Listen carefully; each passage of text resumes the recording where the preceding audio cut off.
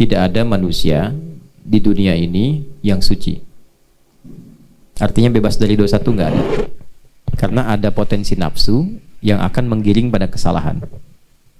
Karena itulah sebelum manusia salah, Allah sudah turunkan sifat rahmannya berupa tawwab, penerima taubat.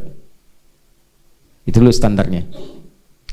Jadi dalam diri kita ini ada bagian yang potensinya dimanfaatkan oleh setan untuk diprovokasi, diberikan was-was. Was-was itu provokasi, halus sifatnya.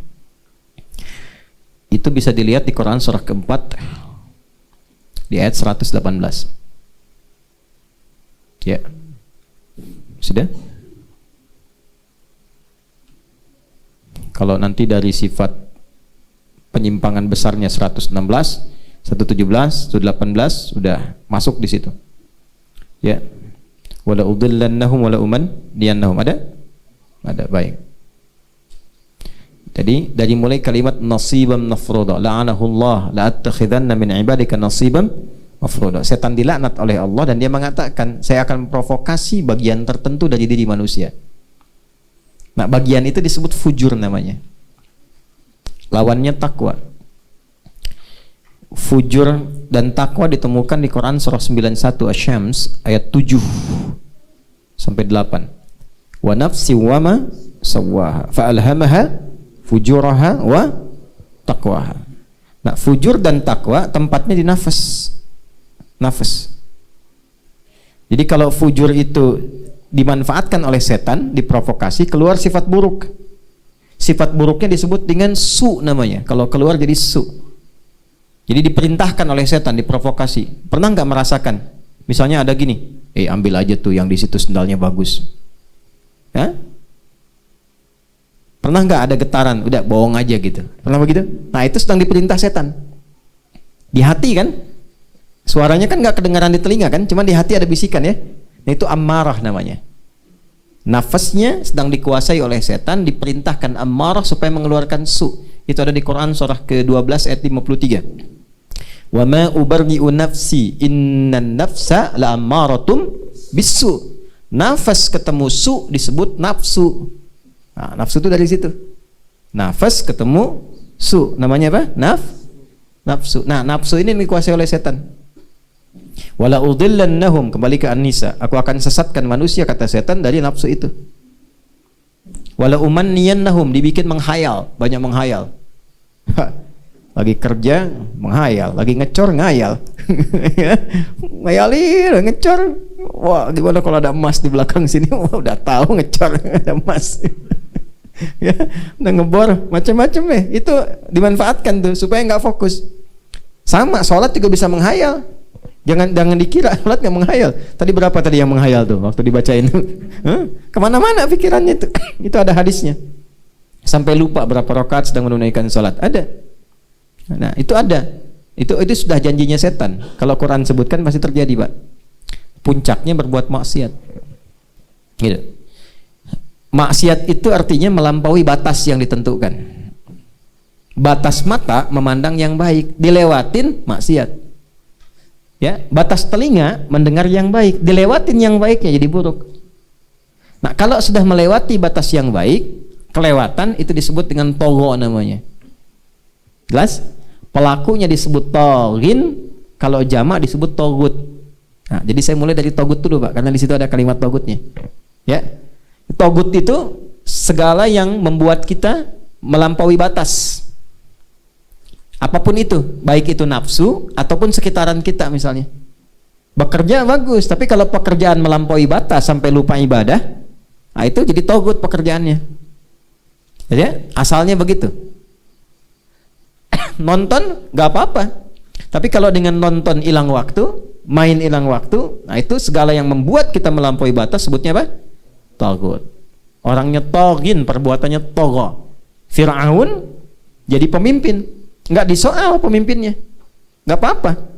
Tapi ketika melampaui batas disebut togo. Idhab ila fir'auna innahu togo. Jadi Quran itu menyampaikan risalah Nabi Musa bukan ingin menurunkan Fir'aun jadi raja, bukan. Tapi mengembalikan kebijakannya supaya tidak melampaui batas. Ya, mempertahankan kedudukan sampai bunuh orang, ya kan? sampai mengaku Tuhan, itu sudah melampaui batas. Kembalikan indahnya Quran, bukan turunkan, bukan. Jadi nggak ada ayat-ayat penurunan, yang ada kembalikan supaya jadi orang baik. Itulah indahnya Islam. Jelas? Jadi yang pertama, tidak ada satupun manusia yang suci, bebas dari godaan keburukan. Setiap kita pasti pernah terpeleset, kecuali Nabi.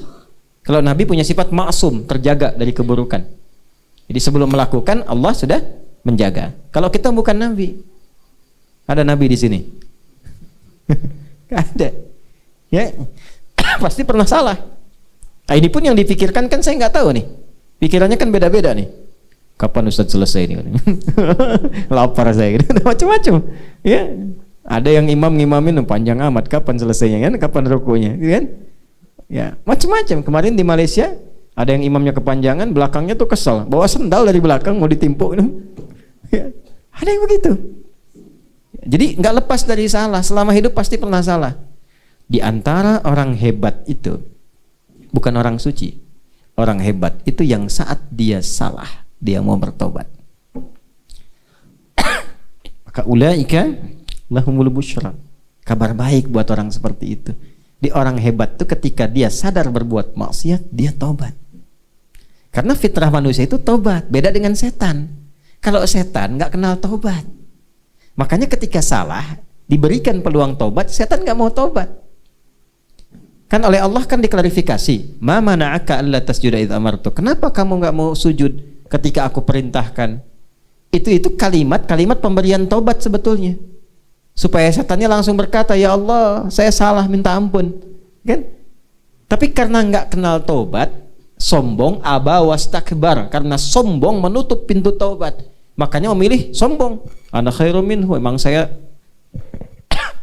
istimewa kok ya Allah, saya lebih keren dibandingkan Adam. Orang hebat kan nggak mungkin sujud pada yang rendahan.